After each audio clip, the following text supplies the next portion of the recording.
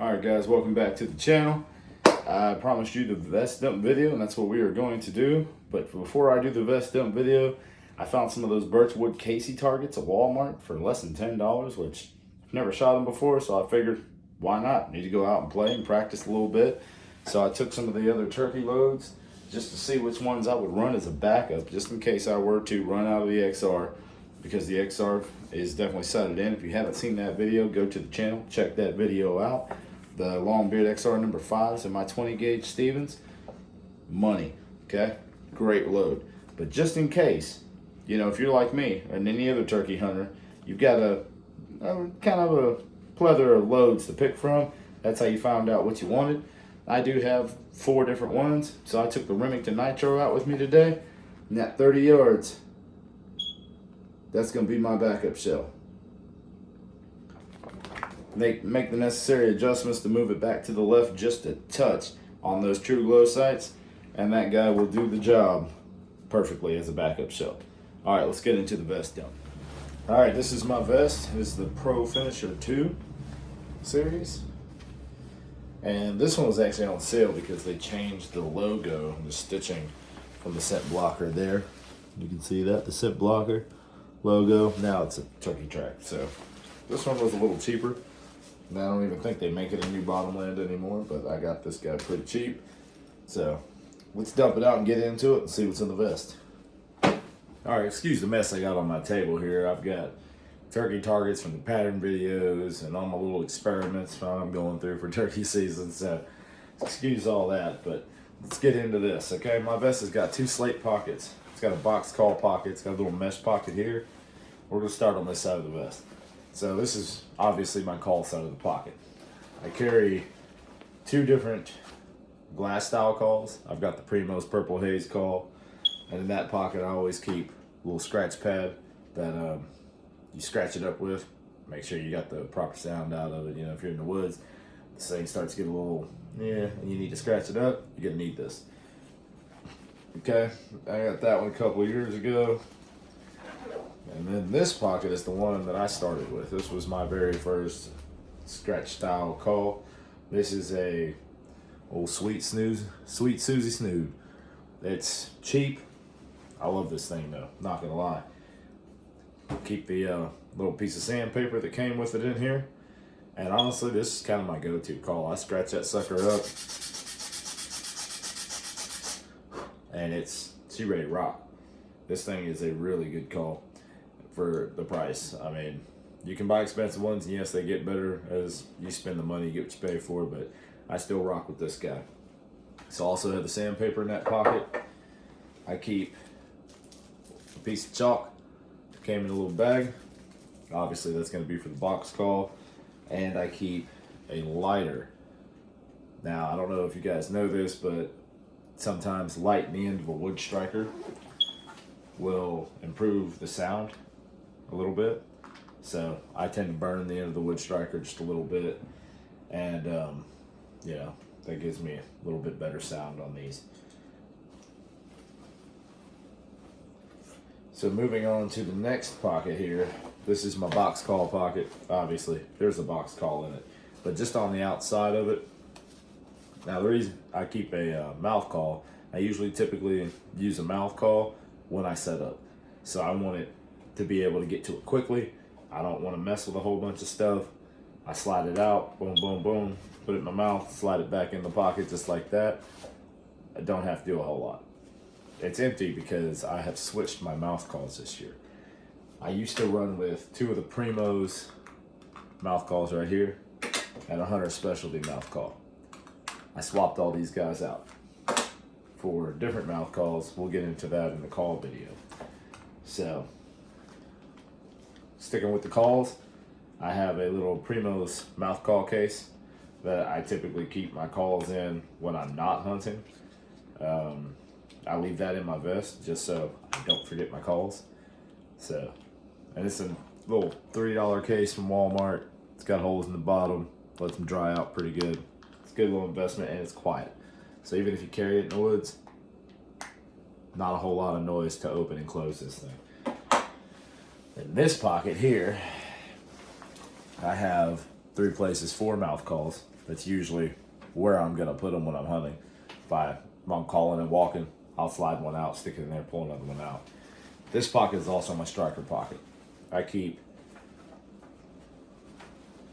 3 strikers in my pocket here, 2 wood ones, and this one. I can't remember the material for this one, but these are both Quaker Boy strikers, fairly cheap and inexpensive.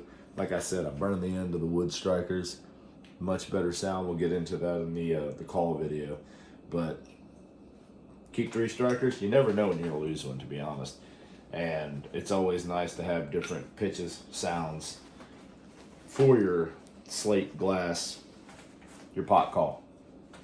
So that's what I keep in that pocket. Let me go ahead and show you guys the box call pocket. This thing right here, it's got a little loop. You just unloop it. I like this pocket on here because it's got a little drawstring, the clamp. You just squeeze the clamp, loosen string, out comes the box call. So fits a box call really good, holds it tight. There's a piece of material that goes in between the lid and the actual box, so there's no sound when you're walking or anything. Super nice, because you really don't want anything rattling together, making any unnecessary noise of any kind. So that is the box call pocket. All right, moving on from that, in this pocket right here, I keep a plastic bag with a pen, rubber bands, my license, my tag. All my paperwork will be in this bag. And I always carry an extra larger bag in case it starts to rain or anything. That way I can put my wallet, my keys, my cell phone, any electronics I carry in that bag to keep it from getting wet. So, Ziploc bags, big deal.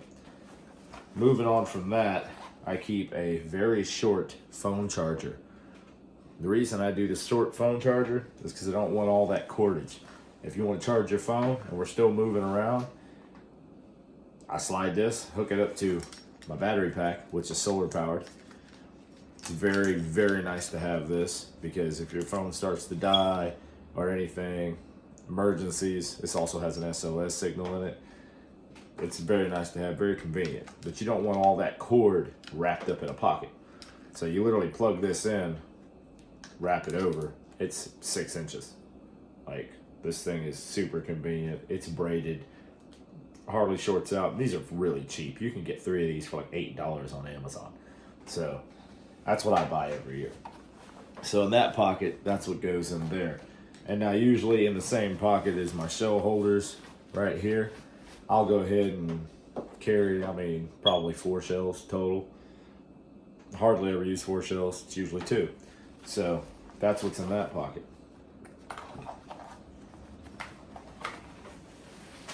And usually this is not in this pocket. It'll be on one of my inside pockets here, because there's a bunch of inside pockets to this vest. So I usually slide like the bags, my license, all that stuff down in this one that's got Velcro here at the top. It doesn't really slide out.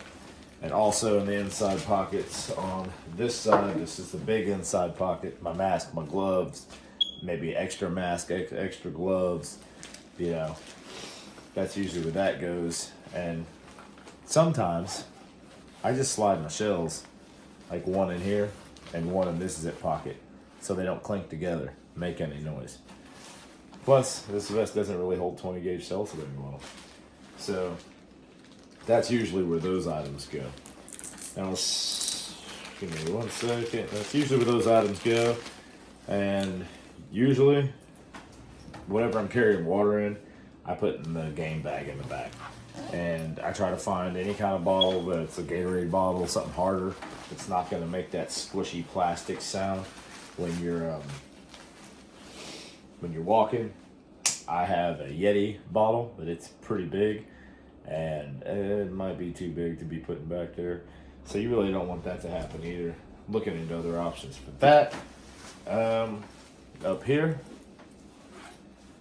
I carry an owl hooter locator call. I also have a crow call that's usually in here, but it is in my bino harness right now because we are going scouting.